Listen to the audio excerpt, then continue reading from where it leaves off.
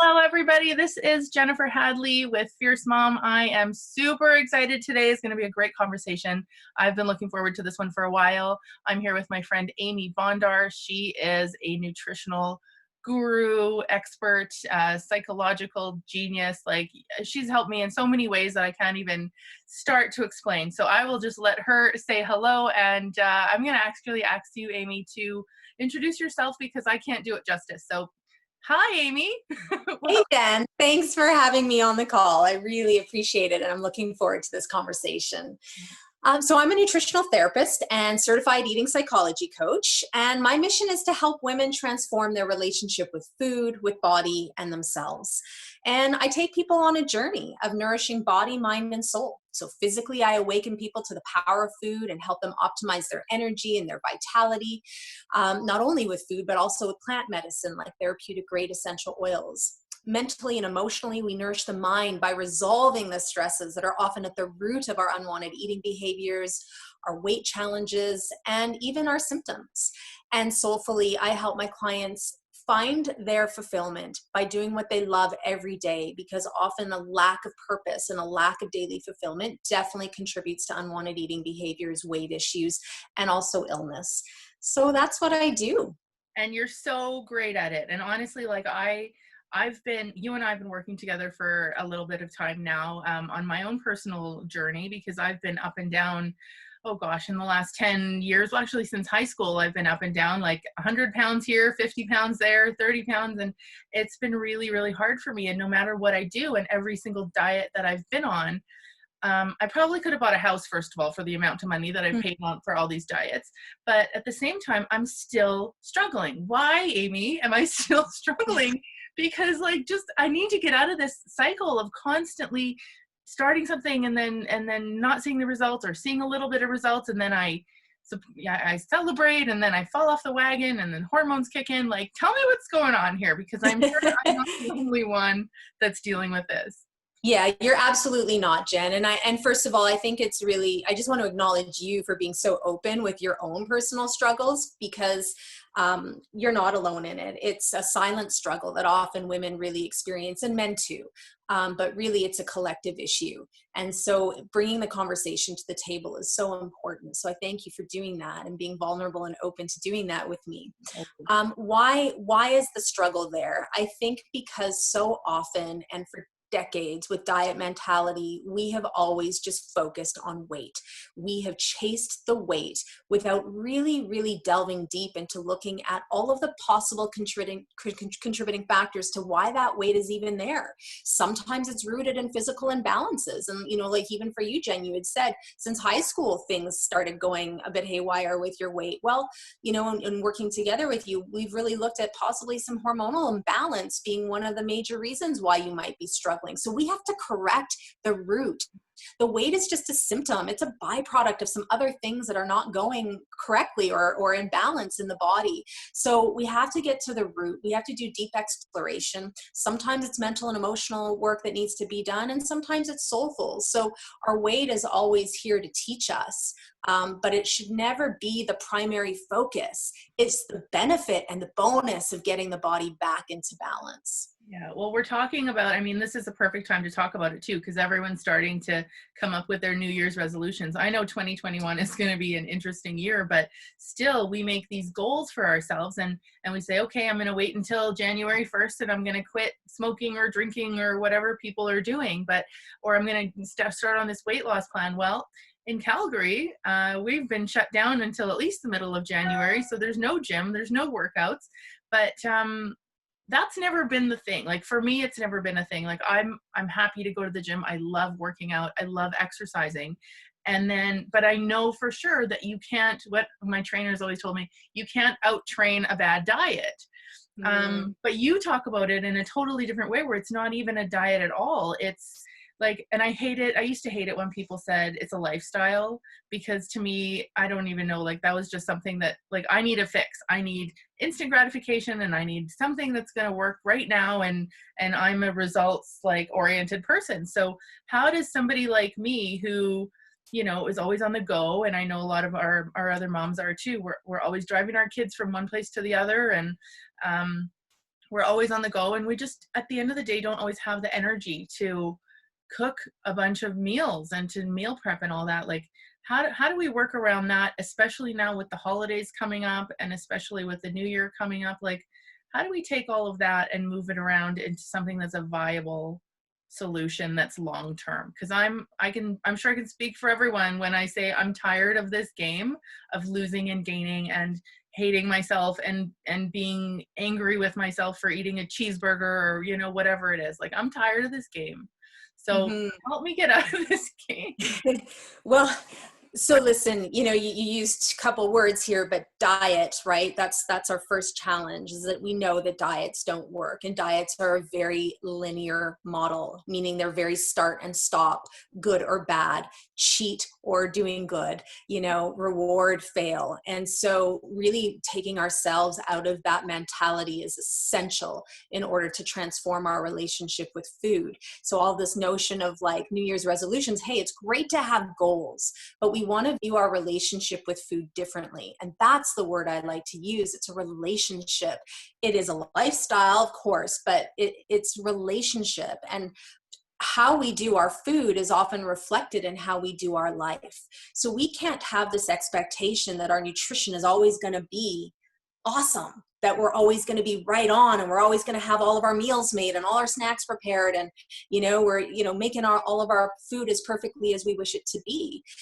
So first of all, welcoming ourselves to the truth of the relationship is really important, because when we do that, we don't set ourselves up for failure, right? Because especially as women, if we're not doing it all right, we think we're not doing well.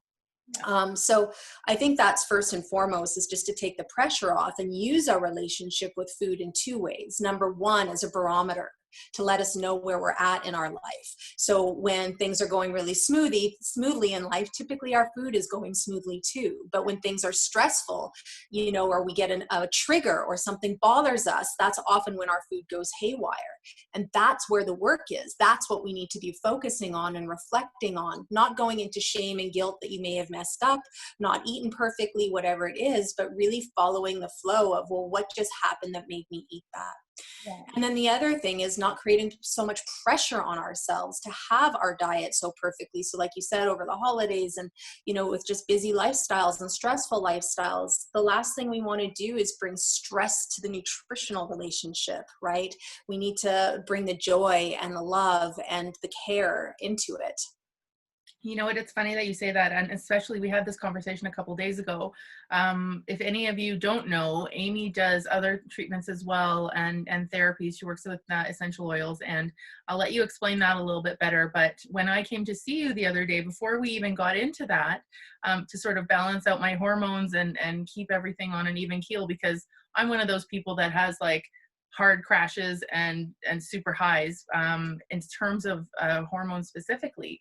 So for me, it's like I do really well and I'm focused and I'm doing great and I'm eating properly, and then I get a spike of hormones and then my just like give a fuck goes away. I don't even care. And then all of the work that I've done goes away every 2 weeks. And I'm sure that there's other women out there that deal with the same thing. So there's that hormonal piece that you helped me a lot with to balance, as well as when you did the nutritional plan for me, where we focused on those specific things. That was really, really a game changer for me, just in how I feel around those times. But then also we talked the other day about what was happening outside of my eating. Like I had a house full of kids because I got my kids back over the weekend, and my house all of a sudden went from the cleaning lady was here Thursday to Friday, everything's exploded and everything's a mess and it's crazy. We're baking cookies and there's flour everywhere, and I had so much work that I had to do. And then I took a second to go to the store because I really needed to get more butter for baking cookies. And I took that as an excuse to go through the drive-through just to give myself like a break, I guess. But I wasn't even conscious about it. So you and I had such a great conversation around that, where I couldn't even remember what I was ordering and what I ate, just because I was in such a different place. I wasn't even like you keep saying, you say to me all the time, like, you have to eat when you're home, like, and I wasn't home in my own body, right? And I'm Yeah. learning these things, like it's working. What you're teaching me is working. But maybe explain a little bit about that, because the psychology behind it was it was a light bulb for me the other day when we talked about it. Yeah, well, so often when we have an emotional trigger or stress response, we'll have unwanted eating behaviors, and that could look like binge eating, compulsive eating. So you had like a compulsion that you needed to go through that drive-through. We eat emotionally, etc. And so those are the moments that we have to explore. But so often, again, we go into the shame and guilt about eating it. We stress ourselves about that. We punish ourselves in the gym the next day. We beat ourselves up emotionally when we do that. But the work to shift that relationship with food is to explore what triggered that eating response. And at first, when you came in, you weren't even conscious of why you did that, right? But what we were talking about is that every food that we crave or eat or binge on has a purpose. And it often alters the emotional state that we're in. So many foods release neurotransmitters in the brain. And these neurotransmitters help us to feel better about situations. So they can either help us to feel comforted. If they're releasing serotonin, they can help us to release dopamine, which will help us to calm our stress response down. You happen to choose burger. And when we explored what hamburgers really mean on an emotional level, it was really about I think what it came down to when we explored it was needing time for self and not doing what you love to do.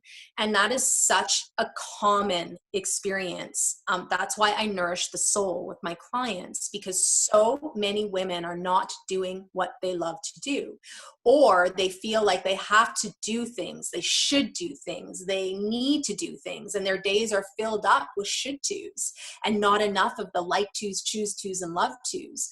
And what we realized for you, Jen, and which is so common, is that in that moment you were doing, although you love being with your kids, as we all do, you have a very high value on your work and your business right now, and you weren't able to fulfill that at that time. And so that triggered a real stress response for you, which then made you go and eat that burger. And like you said, you weren't even home when you were doing it because you couldn't even really recall. It took you a while to recall what you actually ate through the drive-through. Yeah. And so that's another big piece as well, is that when we're eating emotionally, we're not connected. We are not home.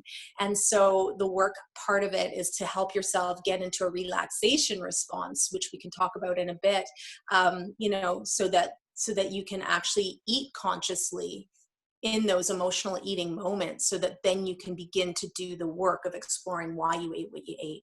Yeah, it's really actually so interesting when we talk about this, and especially about the experience around eating, where, I can't count at all how many, I call them wasted meals at this point, where it's just like you just eat out of not even thinking about it, or like while you're driving, or while you're totally unconscious, like you say, or when you're in front of the couch, you're on the couch in front of the TV, just eating without even your brain working about it.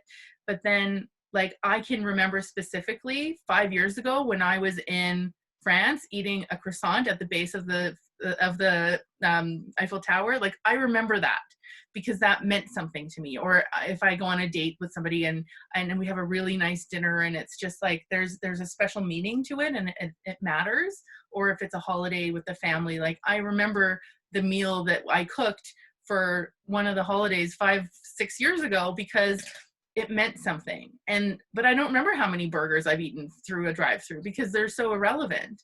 But like you say, the consciousness around it and giving it a spiritual meaning, or giving it like you always tell me, love on your food. And I'm like, I love food, but it's different because I don't love food in the way that you're talking about.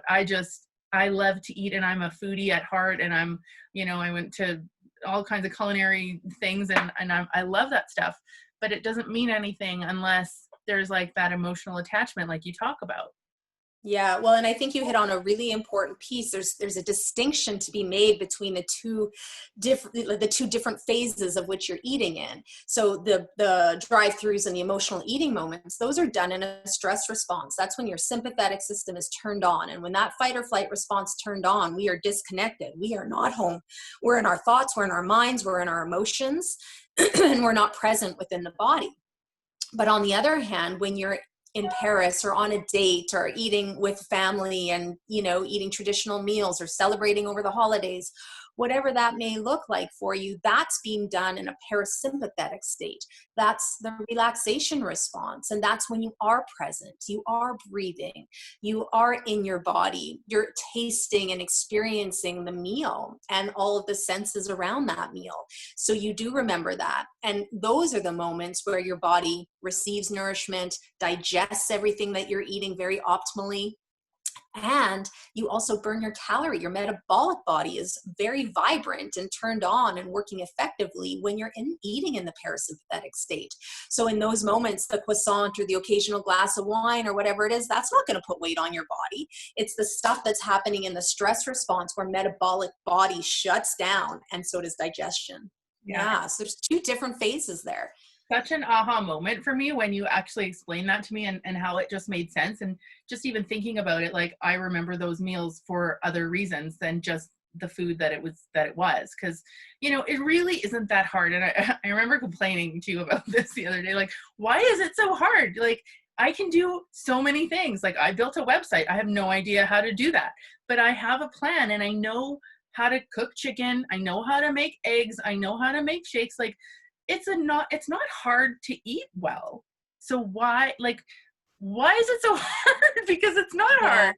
Again, I think, well, for a few reasons. Again, because I think we expect ourselves to be perfect. And when we're not playing in the perfect world, then we go into fuck it mode because, if you slipped it up once, or you didn't eat well, or you had an emotional eating moment, then you just sort of go down that downward spiral. Mm-hmm. So that's number one. But number two, listen, the truth is for a lot of people, health and well-being are not in their top maybe 1, 2, or 3 highest values. You, for example, right now, we know that you very much value your business, you very much value your family.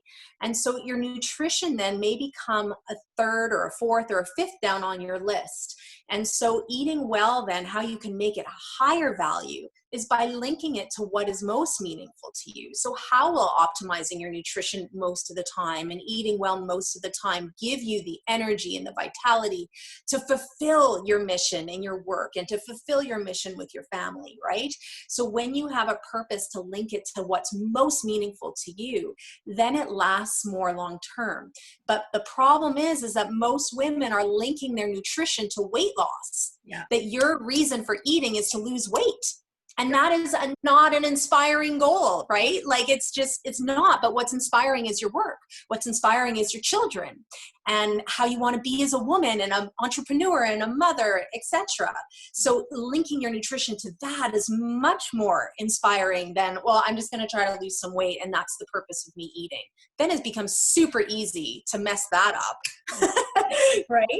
That makes so much sense. And it's funny because when I was eating optimally or in a better way, or even just more consciously, maybe not even eating, like according to the diet specifically, but when I was conscious about it and better with it, I find that I am a better mom. I'm more focused on my work. That's when I'm pumping out more, like product and think I'm being more productive.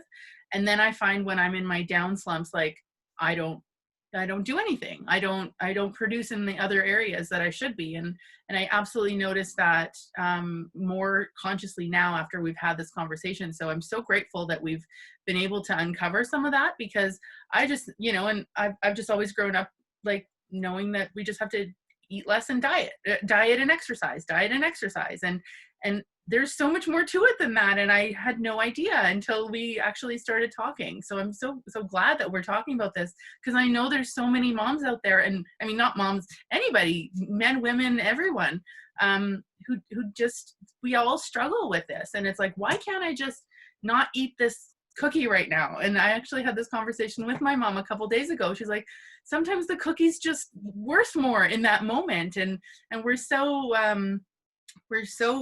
driven to immediate response and an immediate satisfaction, that it's, you tell me all the time to stop and think and before you do it, or while you're doing it, or while you're eating, before you're eating, and maybe that'll change. And I think that that's really important. When you tell me, like, pull over if you're going to go through the drive-through, yeah, that's amazing. I didn't think of that. Well, we call it ritualizing the binge, right? So, here's the thing is that when you are going to have an unwanted eating moment, or maybe it even is an eating moment, like you said, maybe it's just the cookie and you would just love to have it. Well, that's a soulful food. It's like, okay, I just would love to have this cookie. There's no necessarily emotion tied around it. It just looks really good and I'd love to have it. So then have it, but be fully with it and loving on that food. So by meaning you're sitting, you're taking time to eat it, you're chewing it, you're experiencing, you're putting yourself in that conscious present state, so that it's not a big deal. It was just a joy. But so often we're just eating so quickly and in that stress response, and things could be going really well nutritionally, and then of course we get a trigger or something emotional, so you go to the drive-through. So what we're working on is ritualizing the binge if you get into those moments by parking the car, taking time to unwrap, tasting each bite, feeling each bite, experiencing it all. And then what happens is that there you have the opportunity to get yourself in the relaxation response so you can explore why you did it in the first place. But so often we're just eating in the stress response. We don't land in the pocket of doing the work, right? We don't land in the pocket of like, well, what was that just about? We go immediately to shame, guilt, stress about it. And then we perpetuate further bad habits or bad eating moments. And so the key is that it's not easy, right, Jen, as you know, to stop and do the work and reflect to see what was your soul asking for. And for you at that moment, it was like you just wanted to do your work and fulfill your mission in that area. And it's like you didn't get to do that. And so the more we do the work and the more we stop and reflect on what each food trigger meant, the more we transform our relationship with food. And that's where the beauty is of our relationship with food. It's always here to teach us. It's always here to help us grow. It's always here as an opportunity to reflect and do our soul's work. I totally agree with that. And having learned it in the way that you explain it to me it makes so much sense. Like it just seems like such a no-brainer. But also we've done some really interesting work in terms of just figuring out sort of the personalized meal and the nutrition that people need for themselves. Because a lot of times we go on like a keto diet or a low carb or a low fat or a no fat or whatever it is. Turns out that that's also not the way to do it. But you and I went through a very extensive sort of intake where we talked about symptoms that I have, moods that I have, when, why, what I'm feeling internally, externally, and all of that. And you came up with a nutrition plan for me that's actually made a difference in the way that I've felt emotionally, with energy wise, hormonally, and all of those things. So I'd like for you to talk about that, because I know that a lot of our friends that are listening, they really we focus on like the diets, the fads, the what's hot now, and how do I lose 20 pounds in 3 days. And, if there's a trick to that, let's talk about that later. But at this point, I really want you to talk about that, the personalized nutrition program, because when I've worked with you, it's been different than when I've worked with anyone else that's been in that sort of health and fitness life. So explain it, because it's really, really important. Yeah, I mean, personalized nutrition is where it's at. There is so much mass confusion and confliction and just noise out there in the nutritional world. And frankly, so many people giving nutritional advice that are not even properly trained. And listen, just as a side note, in Alberta, nutrition is not regulated. So anybody can take a course and call themselves a nutritionist, which is unfortunate. So you want to work with somebody that knows what they're doing and has experience. But back to what I do is that, again, I want to understand your whole body. When we meet for a 90-minute intake, I want to know everything about you so that I can make sense of your nutrition and set you up with something that feels good and right for you. And so as part of my nutritional intake, I use something called an advanced NutriBody analysis. And it looks at 53 different sections in the body, everything from every vitamin, every mineral level, all your organs, your hormonal health, the entire digestive panel. And so what we're doing is that nutritionally, we believe that our symptoms are a sign of nutrient deficiencies and weaknesses within the hormones and imbalances in the organ systems. So when we detect what your personal biochemistry is telling us, then we can start to very much customize your nutrition. We can choose specific superfoods to help improve whatever is deficient or out of balance. And we can use foods in a very therapeutic, thoughtful, intentional way to help bring you back to balance so that you can lose weight or that you can feel better or that you're not having crazy hormonal fluctuations. And so your nutritional program, I mean, we very much did that. And for women, I think this is very important that so often we struggle with weight, especially as we get into our 40s and perimenopause and menopause, because we haven't done proper detoxification. Our livers are stagnant. We haven't taken care of our hormonal imbalances since we were teenagers. And so all of a sudden, when we get to this phase, it's like, whoa, then your weight becomes a real challenge. But we can't chase the weight. We have to go back and peel back the layers and tweak and alter and optimize your nutrition very smartly. And then, you know, you mentioned it too, Jen, but the plant medicine. So part of my work as well is using therapeutic grade essential oils. And there's some protocols that I have that I use that help to reset the body and get to the root of the imbalances. So for you, we were doing the hormonal, you came the other day, with doing the hormonal protocol, because our job right now is to really reset and rebalance your hormones so that you're not up and down emotionally and then not seeing that your food is up and down as a response. We want to have stability. And so that's what we're working on. And we do it through food, through essential oils, through mental emotional work, etc. Yeah. And it's been so great. And I also, you know, when we're all, you know, especially on this diet craze, I think about, okay, well, I shouldn't eat fats and whatever. But in the discovery of my journey, fats was like the number one thing that came up that I'm not getting enough of. So had I not known that, you know, had I not spoken with you about it, I wouldn't know that. And because we all assume fats are bad, or, you know, don't stay away from fat and don't eat this and don't eat that.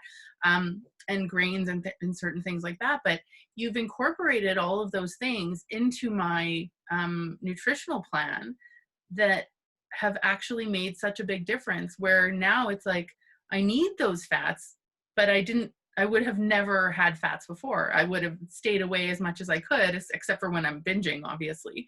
But it's such an interesting science. And I know that you take it like 10 steps above all of the other, because I've done, like I said, I've done all of them. I know I've been through all of the programs, and I keep coming back to this because I haven't understood the science behind it. So when you gave me my sort of breakdown, and you didn't just say eat eggs for breakfast, you said your imbalance is here, and this is what's going to help you get to optimization.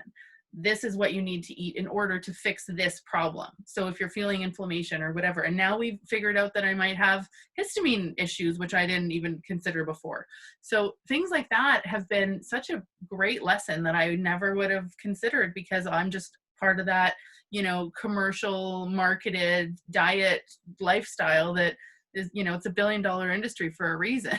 Right? Yeah. Well, and what I'm hearing too is that it's just shifting how you're choosing food and why you're choosing it. Because again, for so many people, we choose it for weight loss, right? Yeah. Like, that's it. I'm going to eat this for the calories, or not this because of the fat or whatever it is. And it's like, no, I'm going to eat this intentionally because I know it's going to help my thyroid, or I know it's going to help me detox my liver, or I know it's going to help support my adrenals. And all of those things will ultimately make my metabolic body function better so that I can eventually lose weight naturally. Yeah. You know, and your body will end up finding its rightful natural weight when you can get all of those other areas of stress or imbalance back to where they are most meant to be, which is in balance. That's where wellness happens. It's so great. It seems like such a no-brainer, but unless you know, you don't know. And I've always thought that I know how to lose weight. I just don't feel like, or I'm not motivated, or I'm not in that, you know, I've got holiday parties this month, so I'll start later because I'm just not ready yet. but that's not it at all. No, and it can't be all or nothing, on or off. It's just our relationship with food is fluid. It has to flow, and we go through phases. So right now we're going into the holiday phase, and sure, there may be more celebratory foods, and so celebrate those foods and enjoy them. And then maybe you go into maybe like more of a cleansing phase where you're going to clean it up in January and get back and reset metabolism. And then you know that you're going to go maybe through a maintenance phase, and then you might go through a stress phase. So we just have to know that we're going to be going through all these phases, but it's not up, down, start, stop, fail, pass, it's just a flow. That's Yeah. that's been me, because I'm an all or nothing person. Like when I'm all in and I'm 100%. But when I'm all out, I'm so out. And like Yeah. worse than I am when I'm in, and I it's a self-sabotage that's just, it doesn't make sense to me why, but with your help and the conversations that we've been having, it's starting to make sense to me. Where are the gaps? What's missing behind the cheeseburger? Like that's, Yeah. like that. And like you said, the weight is a symptom of other things. And I never, that's not a way that I have ever thought about weight. It's Yeah. bad, good or bad, like you. Well, and then we can invite weight to the table and like befriend it versus hating on our bodies and hating on ourselves and punishing ourselves for having excess weight. It's like, oh, okay, weight, you're here to teach me something. You're here for a reason. Let's journey this together and work it through. And it's interesting, Jen, like I just want to touch on something you had said before, but at the beginning when we're doing our journey, it's physical nutrition, and as we clean up the diet and get things more balanced, naturally you feel more satisfied, you feel more satiated, you have more energy, and your cravings naturally go away. So as we alter nutrition from that place, then food kind of just becomes a bit easier and you're able to maintain things easier. And then you'll have the occasional moments of emotional eating. And again, that's where the work is. That's the stuff that we have to do, that soul's work, to get it to realize why we ate that, so that, okay, we can resolve that and move on. And then if it's not, sometimes you just want to have those soulful foods, and so then you just have those in pure joy and bliss and love and no stress or guilt or shame. And that's really where the relationship wants to be. That's where it's meant to be with food. Mm-hmm. And I've always felt, just in my whole experience, that it's been a, oh, I totally just lost my train of thought, but we'll come back to it. Either way, why don't you tell us about what's going on in January? Because you touched on it a little bit about there after the holidays is a really good time to maybe reset. So let's talk about what you've got coming up in January. Okay, I will. I just have to say one more thing just to backtrack what you had said, something just being about the all or nothing. And this is just an important message for all women who feel the same, or men.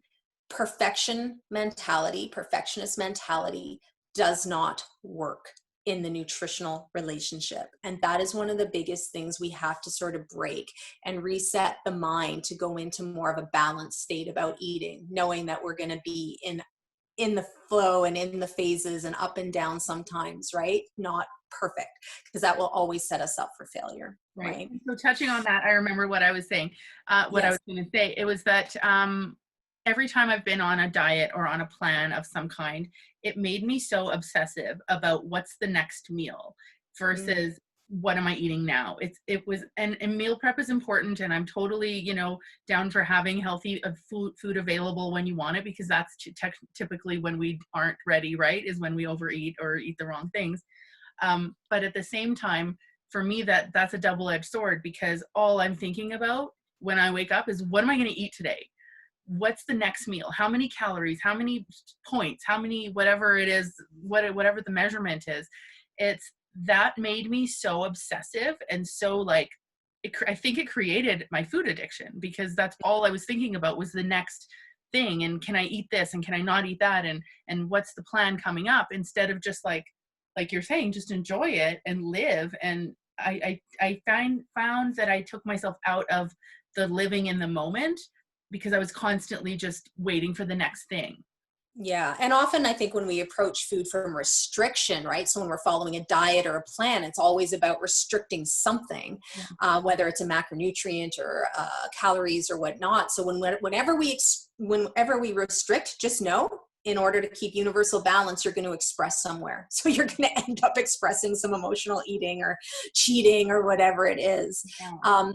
But what you're learning and what I teach people is just understanding how to like create your optimum meal every time you eat. So you're left feeling satisfied, satiated, free of craving. So you're not constantly thinking about when the next meal is. What then you're doing is you're just knowing that the meal you just ate is giving you the energy to go fulfill whatever it is that you love to do that day. And that changes why you're eating, right? Yeah, and it actually makes such a difference in the energy that you do have, because like I said, I notice when I'm eating soulfully, like you say, and nutritionally, I'm way on game for everything. I'm more on point for everything else that I'm doing. Right. Yeah. Well, thank All you. right. Well, let's talk about that January program. So listen, so this is my 4th year running this program. It's called the 30-day metabolic shakeup. And it's just an opportunity to reset, get your metabolic body out of sort of dormancy from winter, and just kind of get re-inspired with your nutrition again. So how it's set up, it's daily delivered tips right to your inbox. You're going to get a daily meal suggestion, a recipe, an insight. So not always about food, but could be more about mindset around food and relationship about food. But anyway, so 30 days of daily tips and coaching from me. Within those 30 days, we also used a food app called U8, which allows you to take photos of your food and me giving you real-time feedback about what you're eating and helps you stay on path and keeping you accountable. We also do a private Facebook group so people can share their recipes and experiences and motivate each other and inspire each other. And then we'll do weekly Zoom check-ins as well, so that as a group, we're all sort of working together and asking questions of me and me coaching you on a weekly basis live. So it's 30-day program. It starts, the registration opens up December 15th. So if you go to my website, amybondar.com, you'll see it there, but registration will open up, or you can also just sign up for my newsletter from my website, and you'll get all of that information coming out next week. But it's a super fun program, and everybody that goes on it feels so much better. After the 30 days, weight comes off and just energy goes up, and people just feel like, okay, they're coming out of the winter slump and ready to just stay focused with their nutritional intentions. That's really exciting. I can't wait to join. I'm going to be like first in line. Yes. And the reason is also, and I teach this with my coaching too, it's all about accountability, right? Like if I don't send you a picture of what I ate, if I know that I have to send you a picture of what I ate, it's not going to be a cheeseburger and fries. Like first. Right. So even just having that as a motivator, and knowing that someone's watching, because it's funny, I did a challenge quite a while ago talking about how honest can you be with yourself when nobody's watching. But knowing that like Amy's gonna know that I ate this last night, or that I'm about to eat this, and she's gonna have something to say about it, like that accountability piece, I think that people really we really don't give that enough credit, because that is a huge motivator. That's why, like with coaching or with personal training or in nutrition or whatever, it's so easy to just give someone a program and say, go off and do it on your own, or like online learning, even, self-study and things like that. If you don't have an assignment to hand in, or if you don't have a report to give someone, or if you don't have some way of having to be accountable, I find that we let ourselves slip, like the results are going to be way less effective than if we have that constant, someone to be accountable to. For sure. And it's this app is so fun because it's not focused on calorie restriction and putting in numbers. This is like really about taking beautiful images of your food. And sometimes they look okay, and sometimes they look amazing. And it really, even for me, it helps me raise my bar. When a client sends me a picture, I'm like, wow, that meal was green. I'm going to go green up my meal now, right? Or you might get an idea from somebody else or from my picture that I'm showing you. So just, it's a really fun way to approach our food. And of course, there's never any judgment about whatever pictures we send, even if it was a burger, right? Because then Jen, if I saw it was a burger, I'd be like, all right, Jen, let's explore this. What was going on that triggered this? And we work through it. And in 5-10 minutes, it's resolved and you move on, right? But then you're not back down in the shame the shame game. You just keep riding out your nutritional wave, right? And so that's where it's at. So it's really fun. And that's, I think, maybe the ultimate message is that our relationship with food doesn't need to be a struggle, and it doesn't need to be a challenge. It's this beautiful exploration, and we relate to food every single day of our lives. We have to do food. Yeah. So how we choose to do it is really up to us. And it can be this really joyous, flowing, just pleasurable experience. And that's really, frankly, what the brain is hardwired for. That's right. We're hardwired for joy and pleasure. So why not food allow that to be part of that experience? Yeah. So yeah. I talk about, I have this series of 6 Fierce Mom fundamentals, and one of them is the good life. And the good life is pretty much the best way to explain it is taking our guilty pleasures out and making them things that we do that we don't have to feel guilty for. And, sometimes it's going to be that bowl of ice cream. Sometimes it's going to be that chocolate bar or whatever it happens to be, or that fancy dinner date that wherever you happen to be. And letting go of the guilt is so, so important, because then you can really, like you said, you can enjoy your life and you can live with vitality and with intention and just be happy. And those pieces are part of that as well. Like indulgences are part of life. And as long as we acknowledge them in that way, it's so, so important. And it changes everything. So they're the soulful pleasures, right? They're essential, and they should definitely be part of the nutritional experience. Mm-hmm. Yeah. And actually, Jen, now that you're talking about your bit of your program, because although I'm your guest, my clients and my circle of people are going to be hearing this interview, and I would love them to know what you do. Oh, great. Well, let's flip the tables. Thank you. Yeah.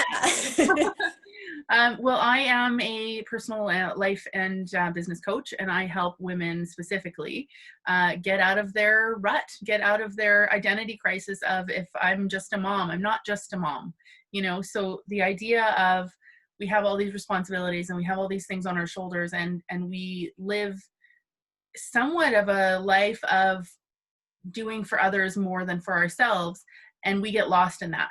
It's so easy to get lost in that. And so I'm here to help women sort of take back their lives and say, yes, I'm a mom, but I'm also a woman. I'm also me.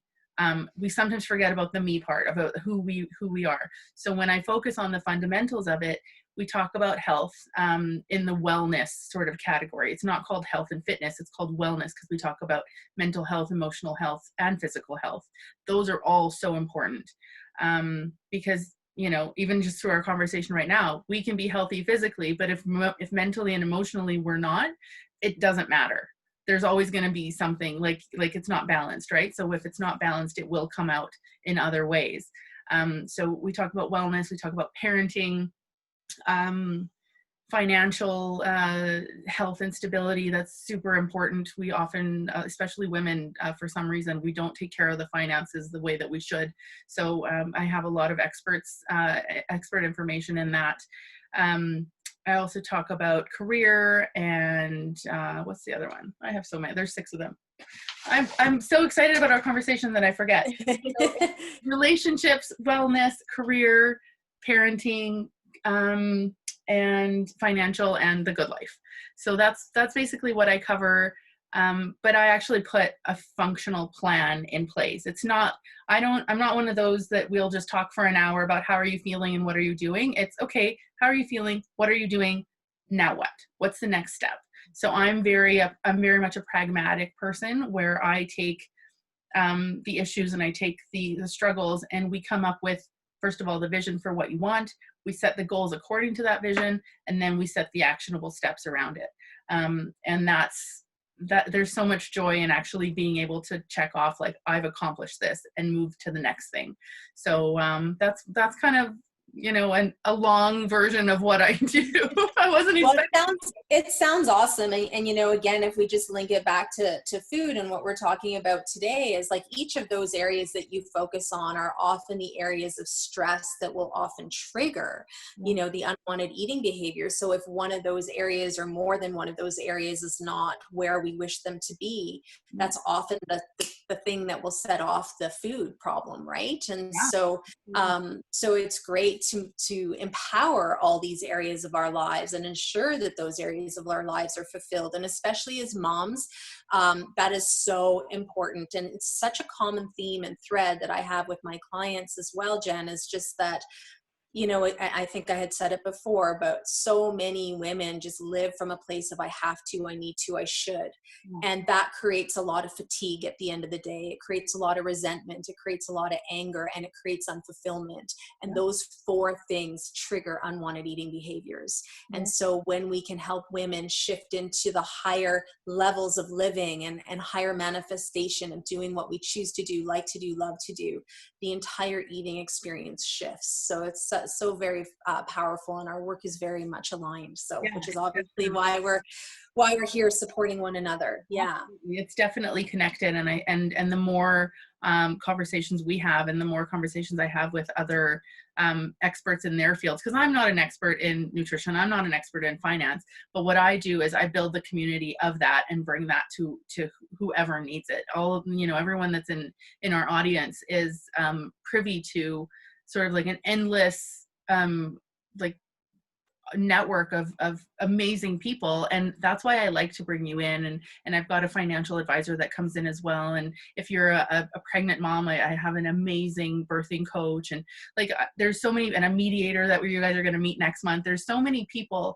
that know so much more than we do individually. So then as a community, like that's what I'm building, is this Fierce Mom community of resources that everybody can just say, I need help with this part of my life. Okay, let's figure that part out, and then let's build some goals towards getting there. And this person can help you do that. I can help you do that, or, you know, whoever it is. So you're actually featured on my Fierce Mom, my Fierce Friends page on my website, which is fiercemom.ca. Amy's information is all there. You can click through straight to her website, but we'll also post all the other information on here as well. I'm excited for the 30-day, it's not a challenge. Metabolic shakeup. Right. We don't do challenges. Those are temporary. And for everything else that's coming up, Amy, we've got some really cool stuff coming up together. And I'm really looking forward to seeing personally my growth with you. And if anyone else needs help in this area, I strongly recommend, Amy. You're amazing, and you put it in a way that just makes sense to somebody like me. And I know there's a lot of you out there that are like me. So thank you so much, Amy, for joining us today. And thank you, Jen. Thank you. It's been a lot of fun. And I just want to end by saying, remember, to anybody that's struggling with their relationship with food, there is always a light at the end of the tunnel. And so I'm here to support you in that journey if you're seeking. Yeah. Thanks again, Jen. No worries. And always, Amy always ends her emails to me with "have a nourishing day." So everyone, have a nourishing day through all of it, emotionally, mentally, and physically. So thanks so much. And we'll sign off, and we'll talk soon. Thank you. Take care.